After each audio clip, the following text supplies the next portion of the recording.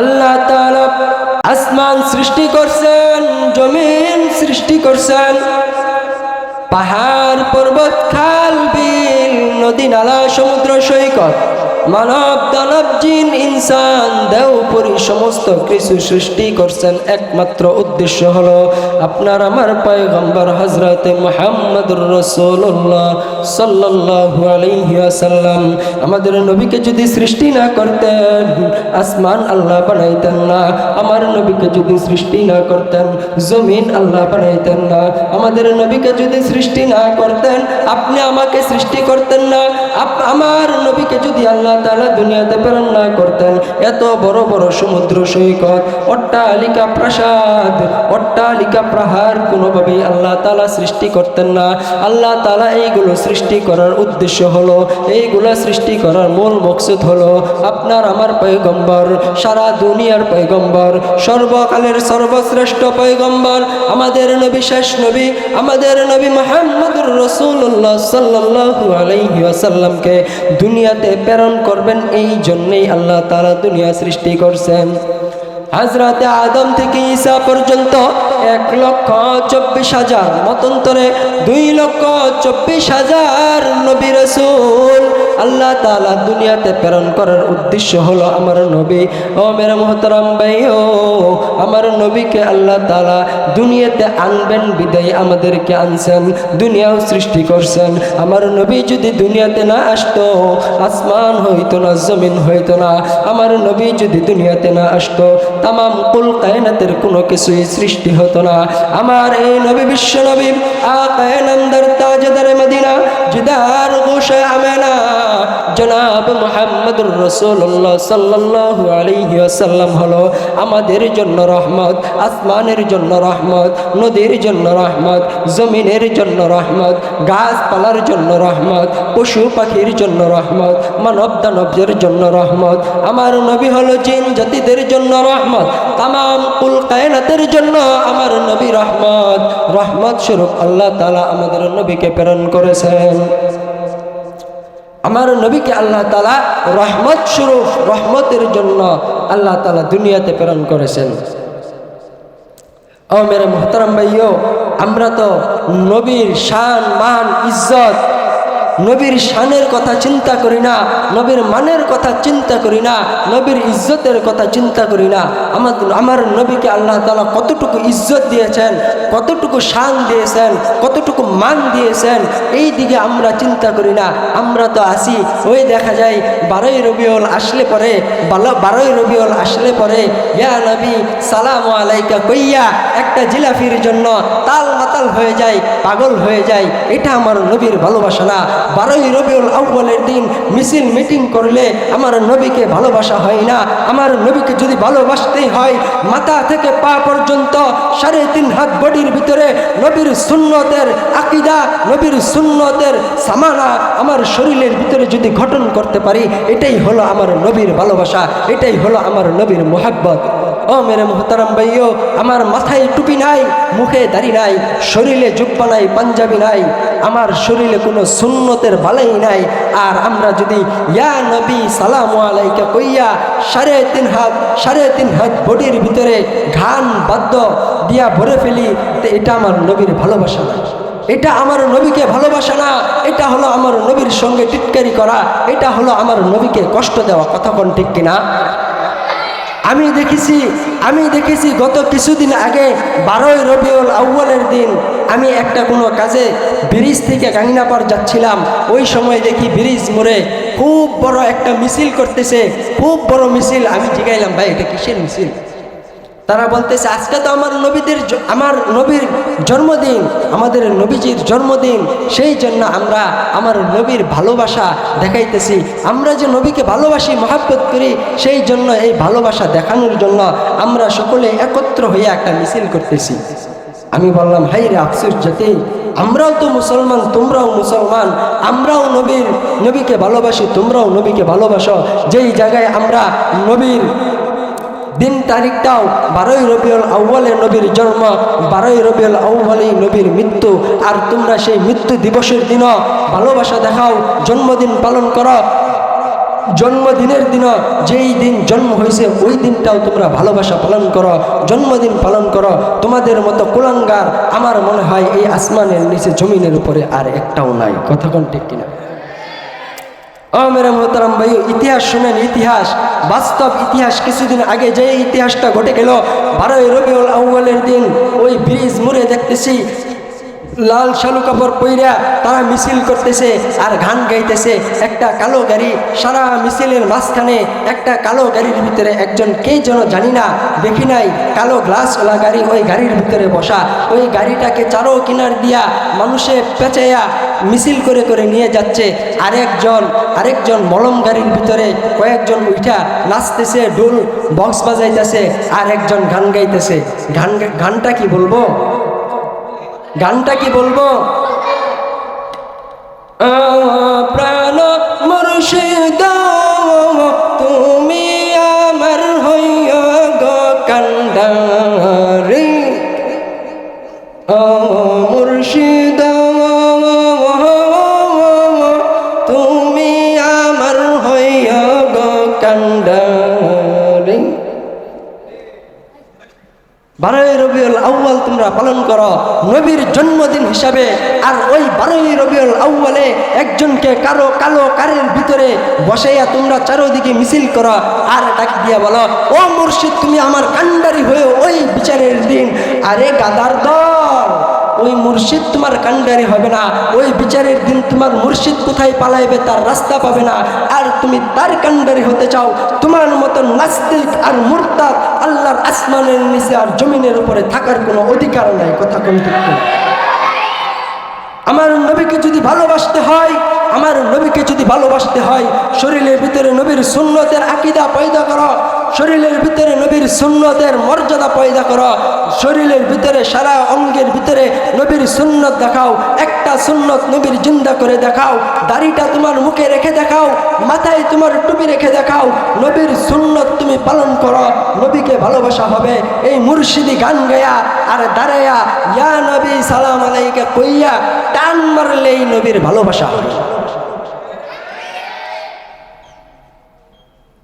এখানে হাফেজ সাহেব যারা আছেন তাদের কাছে একটা প্রশ্ন আমি করতে চাই। কোরআনুল কারীমের ভিতরে 30 পারার ভিতরে আল্লাহ তাআলা কোন জায়গায় ইয়া নবী বলে ডাক দিয়েছে? আছে কি আছে? আল্লাহ তাআলা কোরআনুল কারীমের ভিতরে নবী পয়গম্বরদেরকে যখন স্মরণ করে তখন ডাক দিয়া বলে ইয়া ইয়াহইয়া, আছে আছে আছে আছে আছে, ইয়া জাকারিয়া, ইয়া মুসা, ইয়া ইব্রাহিম, ইয়া নবী। আছে আছে ইয়া নবী, ইয়া নবী। আল্লাহ তাআলা কোরআনের ভিতরেও ইয়া নবী শব্দ ব্যবহার করে নাই। আল্লাহ তাআলা কোরআনের ভিতরে ইয়া ইয়াহইয়া ব্যবহার করেছেন, ইয়া জাকারিয়া ব্যবহার করেছেন, ইয়া মূসা ব্যবহার করেছেন, ইয়া ইব্রাহিম ব্যবহার করেছেন। অন্য সমস্ত নবীদের ক্ষেত্রে ইয়া ইয়া ইয়া ইয়া ইয়া ব্যবহার করে ওই নবীদেরকে সম্মানিত করেছেন। কিন্তু আপনার আমার পয়গম্বর, আপনার আমার নবী, শেষ নবী, বিশ্ব নবী, আকায়ে নামদার তাজদার মদিনা, জিদার গোশায় আমেনা জনাবে মুহাম্মদুর রাসূলুল্লাহ সাল্লাল্লাহু আলাইহি ওয়াসাল্লামের ক্ষেত্রে ইয়া নবী ব্যবহার করে নাই। আল্লাহ তাআলা সম্বোধন করে, বেশি সম্বোধন করে, অতি মুহাব্বত করে, অতি ভালোবেসে আল্লাহ তাআলা বলেছেন ইয়া আইয়ুহান নবী। আছে আছে আছে ইয়া আইয়ুহান নবী। যেখানে আমার নবী আমার নবীকে আল্লাহ তাআলা ভালোবেসে ইয়া আইয়ুহান নবী বলে, যেখানে আমার আল্লাহ তাআলা নবীকে মুহাব্বত করে ইয়া আইয়ুহান নবী বলে, যেখানে আল্লাহ তাআলা আমার নবীকে মায়া মুহাব্বত করে ডাকার জন্য ইয়া আইয়ুহান নবী বলে, সেইখানে তোমরা ইয়া আইয়ুহান নবী বাদ দিয়া ইয়া নবী লাগাইলা কোন দুঃখে? তোমরা এইটা লাগানোর অধিকার তোমাদের কারণ নাই, কারণ কুরআন কোরআনের ভিতরে আল্লাহ তাআলা যেই বাক্য ব্যবহার করেছেন ওইটাই আমরা মানি। তোমরা মন গড়া বাক্য দিয়া ইয়া নবী সালামু আলাইকা কইয়া আরে এই ফেসের জিলাপি খাইয়া নবীর ভালোবাসা দেখাইবা, এটা আমরা বরদাস্ত করব না, বরদাস্ত করব না, বরদাস্ত করব না। পরিষ্কার ক্লিয়ার কথা বুঝাইতে পারছি সকলকে? এবার আসেন মিলাদ। মিলাদ কাকে বলে? মিলাদ কাকে বলে? মিলাদের দিকে যদি যাই, আজকে সারা রাত কেন, কালকে সারা রাত কেন, যুগের পর যুগ কেটে যাবে, ঘন্টার পর ঘন্টা কেটে যাবে, মাসের পর মাস কেটে যাবে, বৎসরের পর বৎসর কেটে যাবে, আমার নবীর মিলাদ করা শেষ হবে না, আমার নবীর মিলাদ বলাও শেষ হবে না। আর তোমরা 2 মিনিট 3 মিনিটেই মিলাদ শেষ করে হবে। দেখছেন এই সমস্ত কিছু? দেখছেন দেখছেন দেখছেন? দাঁড়াইয়া মিলাদ কায়েম করে, ইয়া নবী সালামু আলাইকা, ইয়া নবী সালামু আলাইকা, ইয়া রাসূল সালামু আলাইকা, ইয়া হাবিব সালামু আলাইকা, ইয়া রাসূল সালামু আলাইকা। শুনছেন না? শুনছেন না? এটারই তারা মিলাদ বলে। আরে ব্যাকল বোকা, মিলাদ তো এটা না। মিলাদ হলো ওইটা যেই দিন রাসূল জন্মগ্রহণ করেছিলেন, যেই দিন রাসূল দুনিয়াতে এসেছিলেন, ওই দিন কি হয়েছিল, কি ঘটেছিল, জন্মের সময় কি হয়েছিল, জন্মের আগে পরে কি হয়েছিল, ওইটাকে মিলাদ বলে। আল্লাহর নবী, বিশ্ব নবী, आक़ा नमदर ताजदर मदीना जिदर गोशे अमेना जनाब मुहम्मदुर रसूलुल्लाह सल्लल्लाहु अलैहि वसल्लम যখন দুনিয়াতে আসবেন, মা আমেনার উদরের ভিতরে যখন প্রভাব শুরু হয়েছে, মুহাম্মদ দুনিয়াতে আসবেন, আমাদের নবী দুনিয়াতে আসবেন, ওই সময় মা আমেনার পেট আস্তে আস্তে বড় হইতে থাকে, শরীর থেকে ঘ্রাণ বের হইতে থাকে। আমরা দেখেছি যদি কোনো মায়ের গর্ভে সন্তান আসে, ওই মার মাথা ঘোরায়, বমি বমি ভাব হয়, কিন্তু মা আমেনার ওইসব ভাব হয় নাই। মা আমেনার শরীর দিয়ে মিষ্টি আম্বরের চাইতে ঘ্রাণ বের হইতে শুরু হয়ে যায়। এলাকার মক্কা নগরীর মানুষেরা বলতে থাকে, ও আমেনা, তোমার শরীরে কিসের গন্ধ বের হয়, কোন আতর ব্যবহার করো? নারীদের তো কোনো আতর ব্যবহার করার পারমিশন নাই, নারীদের তো কোনো সেন্ট ব্যবহার করার পারমিশন নাই, তাহলে তুমি কেন আতর ব্যবহার করো, সেন্ট ব্যবহার করো? মা আমেনা ডাক দিয়া বলে, আমি তো কোনো আতর ব্যবহার করি না, আমি তো কোনো সেন্ট ব্যবহার করি না, আমি তো কোনো কিছুই ব্যবহার করি না, আমার শরীর থেকে কোথা থেকে যেন ঘ্রাণ বের হয় আমি নিজেও বলতে পারি না। আব্দুল মুত্তালিব আয়েশা বলে, ও বৌমা, তোমার শরীর থেকে কিসের ঘ্রাণ বের হয়, কিসের ঘ্রাণ বের হয়? যেই ঘ্রাণ আমি আজ পর্যন্ত শুনি নাই। আমি হলাম কাবার মুতাওয়াল্লি, এই কাবার মুতাওয়াল্লি হলাম আমি। কত কত মানুষ আসে দেশ বিদেশ থেকে, কত কত মানুষ আসে। আমি হলাম ব্যবসায়ী, ব্যবসার ক্ষেত্রে কত কত দেশে যাই, কত কত দেশে আমার যাইতে হয়, কোনো দেশেই তো এই সমস্ত এই ঘ্রাণযুক্ত আতর পাই না, এই সেন্টযুক্ত আতর পাই না। তুমি এই আতরটা কোথা থেকে পাইলা, তুমি এই সেন্টটা কোথা থেকে পাইলা? মা আমেনা ডাক দিয়া বলে, ও বাবা, এই সেন্টটা, এই ঘ্রাণটা কোথা থেকে আসে আমি জানতে পারি না, আমি বলতেও পারি না। যেই দিন থেকে আপনার নাতি আমার গর্ভে আসছে, ওই দিন থেকে আমার শরীর থেকে এই ঘ্রাণ বের হতে থাকে। আমার নবীর কত মর্যাদা, নবীর কত মর্যাদা, কত সম্মান। যেই দিন নবীর মায়ের পেটে আসলো, ওই দিন থেকে মায়ের শরীর থেকে ঘ্রাণ বের হইতে থাকে। মক্কা নগরীর মহিলারা কূপের ভিতর থেকে পানি তুলতে যায়, পানি তুলতে যায়। কূপের ভিতরে যখন বালতি ফালাই, নিচ থেকে পানি টাইনা টাইনা তুলতে হয়, টাইনা টাইনা তুলতে হয়। কত কষ্ট হয়, কত কষ্ট হয়। কষ্ট করিয়া করিয়া বালতি দিয়া রশি বেঁধা পানি টাইনা টাইনা তুলে। কিন্তু যেই দিন থেকে আপনার আমার নবী তার মার পেটের ভিতরে আসছে, ওই দিন থেকে মা আমেনা যখনই কুয়ার কাছে যায়, কুয়ার পানি তাকে টাইনা তুলতে হয় না, কুয়ার পানি এমনি থেকেই উপরে চলে আসে। মা আমেনা খালি লয় আর চলে আসে। আর মক্কা নগরীর মহিলারা অপেক্ষায় থাকে, কখন আমেনা আসবে, কখন আব্দুল মুত্তালিবের ছেলের বউ আসবে, কখন আমরা পানি নেব। আমেনা যখন আসবে, আসার সঙ্গে সঙ্গে পানিটা উপরে উঠা যায়, তখন আমাদের কষ্ট হয় না। আমেনা যতক্ষণ থাকে পানিটাও ততক্ষণ থাকে। আমেনা চলে যায়, পানিও নিচে চলে যায়। আমার নবীর মর্যাদা কত, আমার নবীর শান কত। আমার নবী তার মার গর্ভে আসার সঙ্গে সঙ্গে কূপের পানিও বুঝে যায়। আমি যদি উপরে না উঠি আমানার কষ্ট হবে। আমানার কষ্ট হওয়া মানে আমাদের নবীর কষ্ট হওয়া। যেই নবী দুনিয়াতে না আসলে আমরা কূপ সৃষ্টি হইতাম না, পানিও হইতাম না। ওই নবীর মাকে যদি কষ্ট দেয় চরম বেয়াদবি হবে। এই জন্য কূপের পানি উপরে উঠা যায়।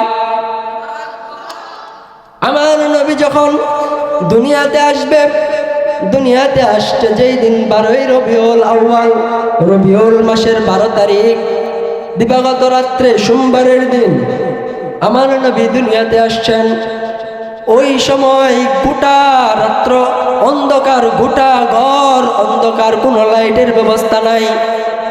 অন্ধকার রাত্রিতে আমার নবী দুনিয়াতে আসছে। দুনিয়াতে আসার সঙ্গে সঙ্গে অন্ধকার ঘরটা এমন আলোকিত হয়েছে।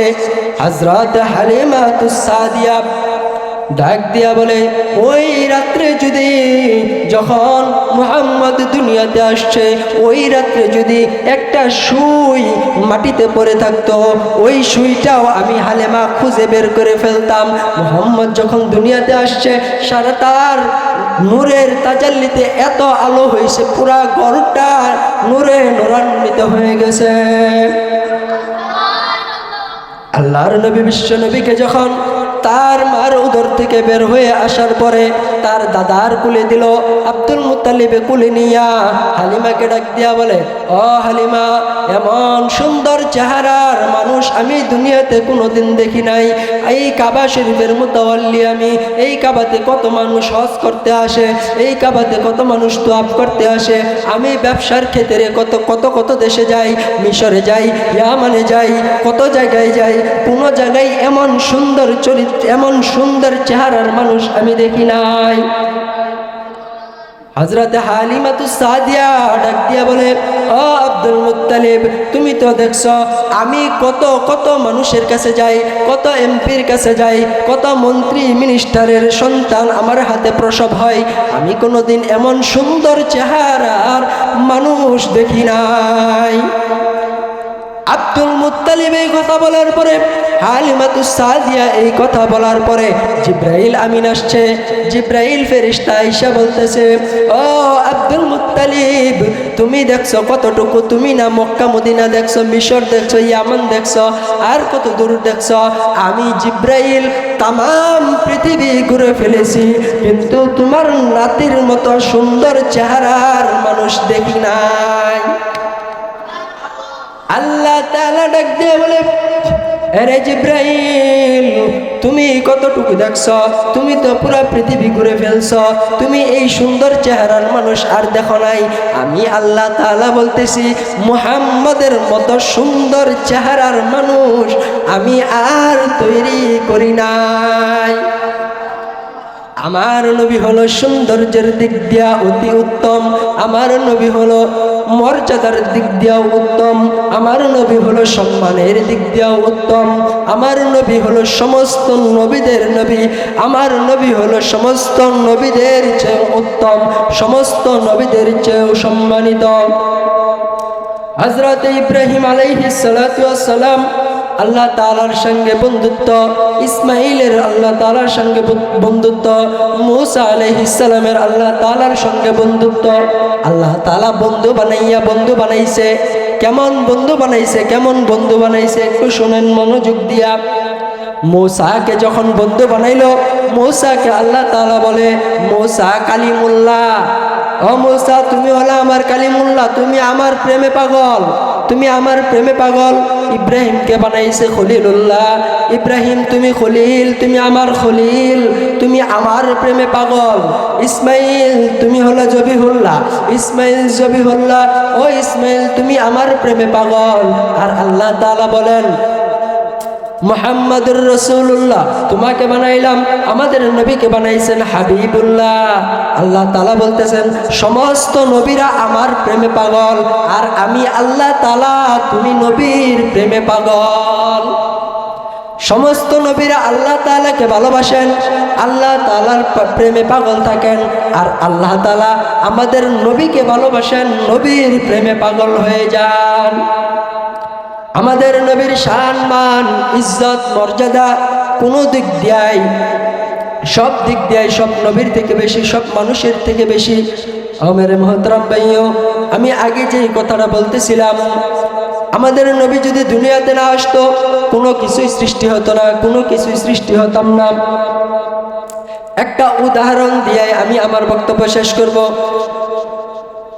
আমরা দুনিয়াতে আসছি যে তার একটা উদ্দেশ্য, যেটা বলতেছিলাম উদ্দেশ্য আমাদের নবীকে যে আল্লাহ তাআলা দুনিয়াতে পাঠাইছেন তার একটা উদ্দেশ্য। এই উদ্দেশ্যটা দিয়ে আমি আমার বক্তব্য শেষ করবো ইনশাআল্লাহ। ধান চিনেন না? ধান গাছ, ধান গাছ চিনেন না? এই ধান গাছ কেমনে হয়?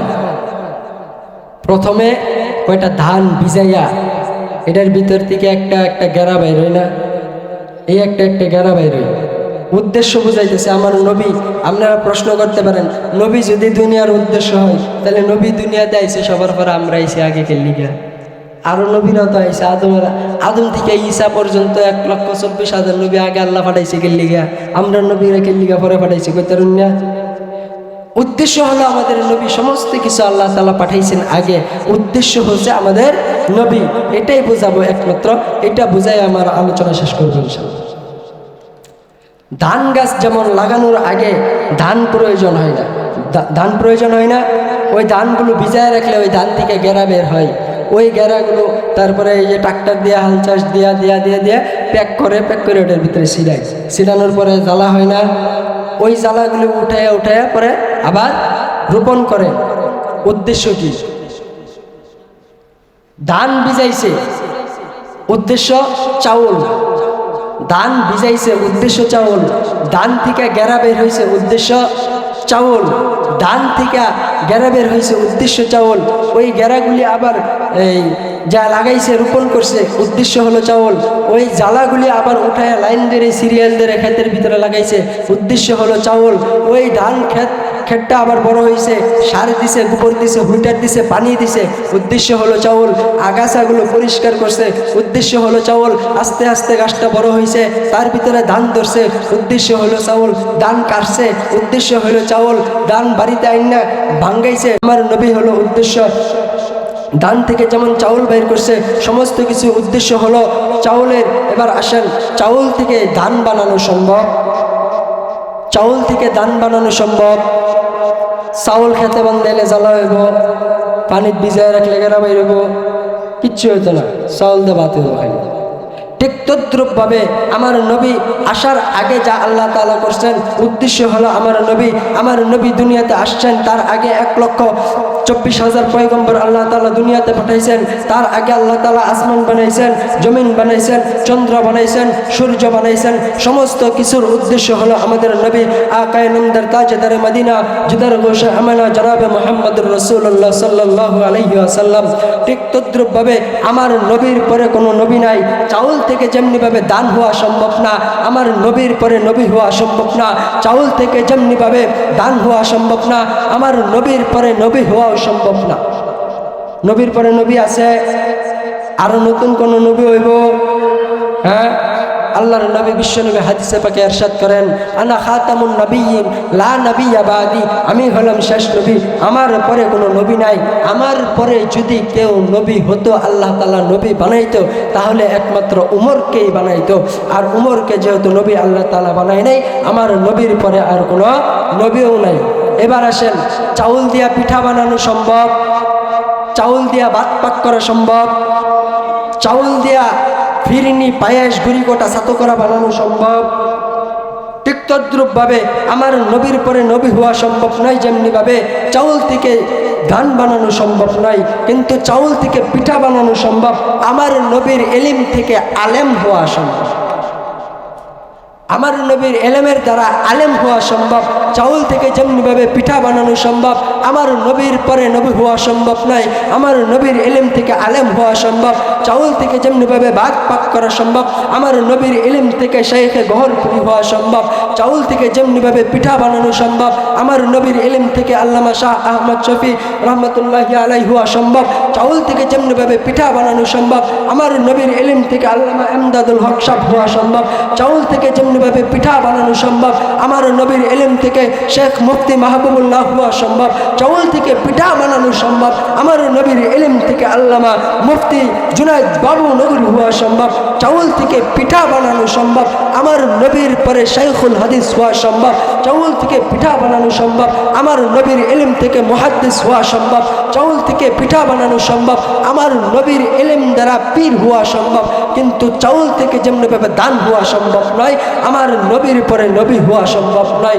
যারা আমার নবীর পরে আমার নবীকে শেষ নবী দাবি করবে না, গোলাম আহমদ কাদিয়ানীকে শেষ নবী দাবি করবে, আমি বলতে চাই, স্পষ্ট ভাষায় বলে দিচ্ছি, যারা কাদিয়ানীকে নবী দাবি করবে তারাও কাফের। যারা কাদিয়ানীর হয়ে পক্ষে কথা বলবে তারাও কাফের। যারা কাদিয়ানীর গোলামি করবে তারাও কাফের। যারা গোলাম আহমদ কাদিয়ানীকে নবী দাবি করবে তারাও কাফের। তাই আমাদের নবী শেষ নবী, তারপরে কোনো নবী নাই। আর আমাদের নবীর মর্যাদা, ইজ্জত, সম্মান আল্লাহ তাআলা সবচেয়ে বেশি রাখছেন।